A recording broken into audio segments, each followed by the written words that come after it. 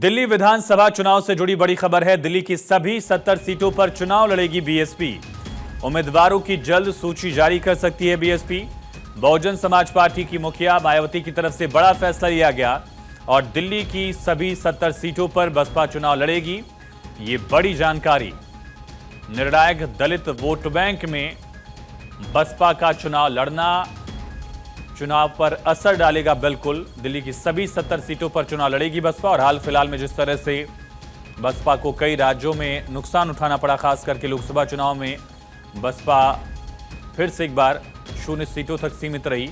ऐसे में बीएसपी के लिए दिल्ली विधानसभा चुनाव भी बेहद अहम और दिल्ली विधानसभा की सभी सीटों पर, सभी 70 सीटों पर बीएसपी इलेक्शन कॉन्टेस्ट करेगी। उम्मीदवारों की लिस्ट भी जल्द जारी कर सकती है बीएसपी।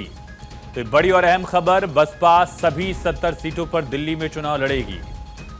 दिल्ली की सभी 70 सीटों पर चुनाव लड़ेगी बसपा। बड़ी खबर। हालांकि इलेक्शन डेट्स अनाउंस नहीं हुई हैं, लेकिन जनवरी महीने में ही इलेक्शंस की तारीखों का ऐलान हो सकता है, इसकी संभावना जताई जा रही है। और इन सब के बीच बसपा भी चुनावी समर में ताल ठोकेगी जानकारी है।